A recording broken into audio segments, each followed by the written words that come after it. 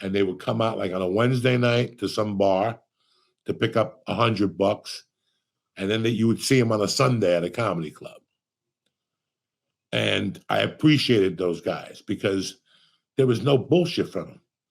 At the end of the night, they're going home. They're going home, and they're going to do what you do every fucking day.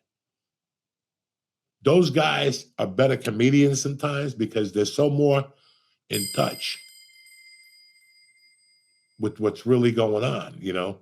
How people that get up at 8 a.m. fucking feel at 9:30 at night. Absolutely. We stay out till 2. We get up at 9. We go to fucking deliver whatever, Uber Eats.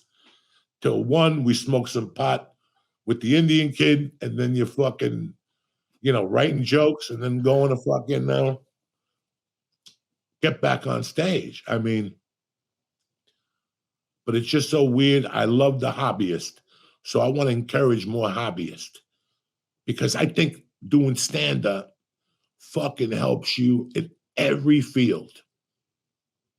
I know the first time I did stand-up how I felt. I didn't feel like I was going to be a Hollywood star. I didn't feel like I was going to be Charles Bronson.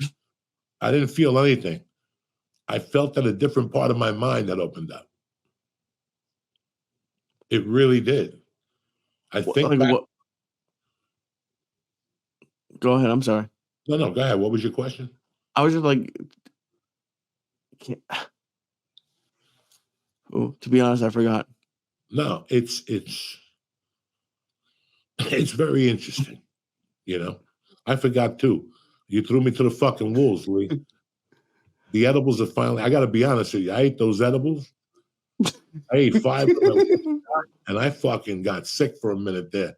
I had to sit down. That's why I drank this fucking mukiak juice, this fucking brine, because I just ran and got something. I sat down. I watched fucking Houston strike out with 3 men on, with bases loaded, and I didn't feel good. I'm like, oh my God, I'm going to have to cancel this. I got THC intoxication. I poisoned myself. But then I did a couple bong hits, and I'm back like herpes. You know what I'm saying? That was all a figment of my imagination, Jackson. When's the last time you puked from edibles? When I puked on that one street driving home. We still lived on Compton. Oh, it's been that long? Yeah. I was still in my amateur mode of edibles. I was just eating them till I fucking got sick. Dude, those two, I passed out on one of those 200s.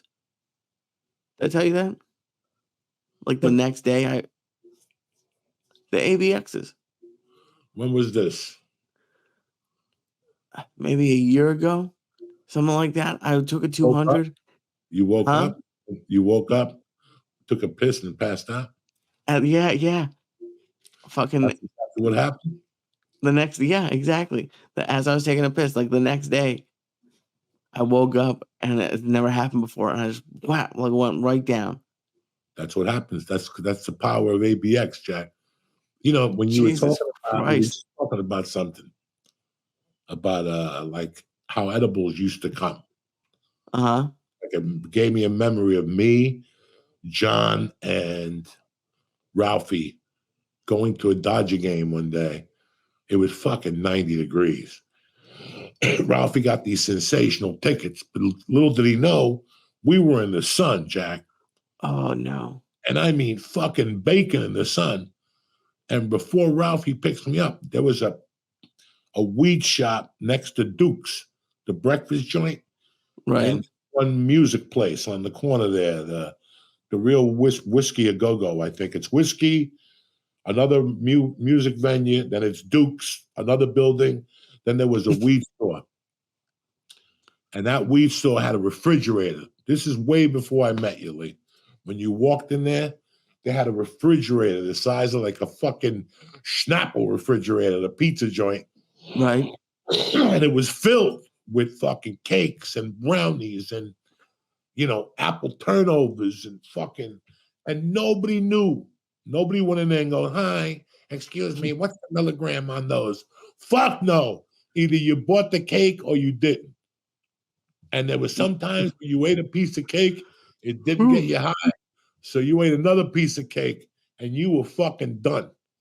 Like I still remember them carrying Silent Bob, Felipe's friend, out of the boxing gym, and his feet were dragging because we didn't know the strength of edibles back then. This has to be 2008, 2009. We were just eating shit. We were just eating shit, Lee. And wherever the pieces fell, they fucking fell. But we went to that fucking Dodger game with a bag. They let Ralphie walk in with the fucking bag. They like bring food in. Of chocolate cakes and fucking, So we're burning under the sun and this shit's starting to melt. This shit's 110 degrees. So I'll never forget, we're fucking eating cakes, puddings. They had everything. Fucking chocolate brownies with coconut on it. God knows, Lee, how much sugar me and those fucking guys ate that day. And then we couldn't take the sun no more. So we got out of there and we walked to the car. Forget it. 3 sheets to the fucking wind. Holy shit. And you have no idea. And barfing that night. Ooh. But I didn't barf from the fucking reefer. I barfed from all the fucking sugar. Oh, you think so? It's like when you get sick from alcohol. Think about what you drank the night before. If you were drinking Tahiti fucking Reds with Hawaiian Punch, you're going down, bitch. You know how much sugar is in that fucking Hawaiian Punch? It's not the alcohol that kills you. It's the fucking sugar. You're drinking rum and cokes all fucking night like Fidel Castro. What think's going to happen? You're going to wake up feeling tip-top Magoo. Not even liquid IV could save you then. You got to do like a real IV and they got to rub your feet. That's too much fucking sugar. That's crazy. Do you know, that's why I drank Diet Coke and Maker's Mark, because one time I went to one of those cheap, I didn't know it was cheap, but I went to like a open bar thing in Vegas to watch like one of the Cormier John Jones fights.